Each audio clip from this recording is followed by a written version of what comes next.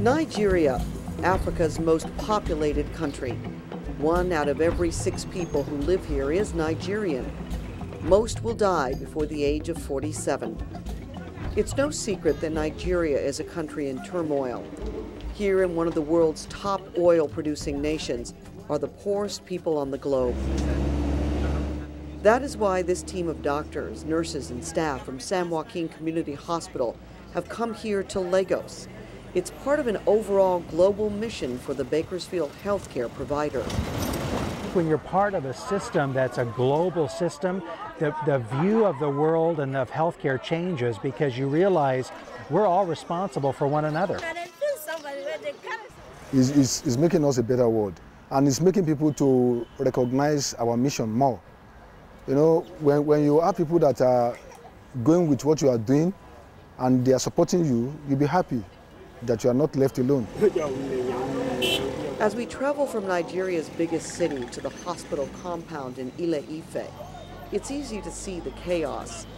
Wrecked cars and unlined directions mark the roadways thousands travel. Shanties built of junk dot the landscape. It's a place where wealth is worn on your head, and what you care about most can be found on your back. Among the filth, dilapidated shacks, and families who cook what they can to try and feed their own. A 3-hour bus ride that takes us to a hospital compound that we'll call home. For the next week, the team from Bakersfield will stay here in Ile-Ife, inside the heavily armed gates of the Adventist Hospital compound.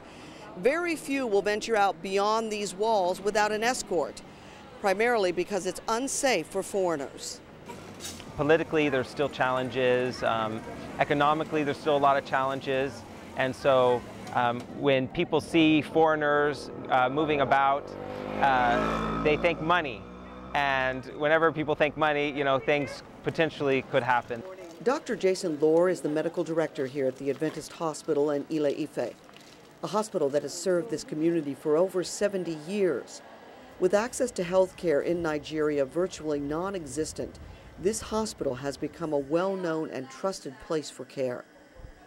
Literally, without our hospital providing the care that they provide, people would really suffer in the community and would literally die. We see cases that come into our hospital every day that if they had stayed at home for another 5 minutes or 10 minutes, they would not be alive.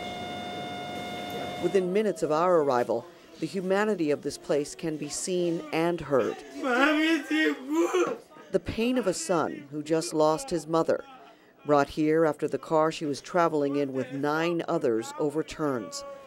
An 8-year-old boy brought back to consciousness after suffering for who knows how long with yellow fever. And a woman with an ectopic pregnancy loses her baby, forcing doctors to take her own blood and recycle it to save her life. It's what the team is faced with in just 1 hour, the first of many challenges. Well, it takes a unique person to travel halfway around the world to deal with no air conditioning, and it's very humid and hot here, no electricity many nights, no water sometimes.